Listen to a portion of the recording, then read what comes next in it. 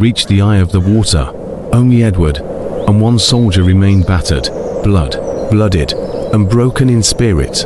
The survivor, barely clinging to life, stayed behind to guard the path. Edward went alone into the water, and when he returned, days later, he was alone. In his hand, he carried the Libya axe, its double blades gleaming with a cruel, holy light etched with runes that pulsed with the grief of the dead.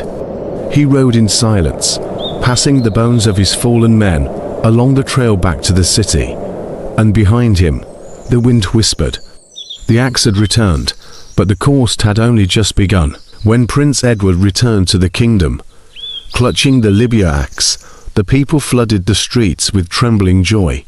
It was the first celebration in years where voices rose, even in whispers. Hope, for the first time, burned brighter than fear. But as Edward stood before the cursed oak tree, the witch's final warning echoed in his mind. Whoever strikes the tree shall fall with it. The crowd grew silent.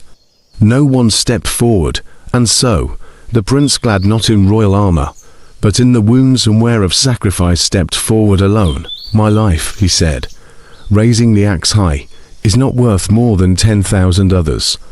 The queen, standing behind him, fell to her knees, tears falling freely. Edward, no, she sobbed. I lost you once, I cannot lose you again. But Edward only smiled softly. Then let this be the last time. With a cry that split the sky, he brought the Libya axe down. The oak screamed. Its bark split open with a flash of black fire. Its roots tore from the earth, and the sky turned blood red as the curse was finally severed. The people fell to the ground in awe as the wind stilled. But Edward stood no more. His body, pale and peaceful, lay at the foot of the fallen tree. And as the queen rushed to him, her heart shattered for the second and final time. She collapsed beside him, one hand clutching his, her breath leaving in a single, silent whisper. She was buried with him. The kingdom held no music that day, no feasting, no song, only silence.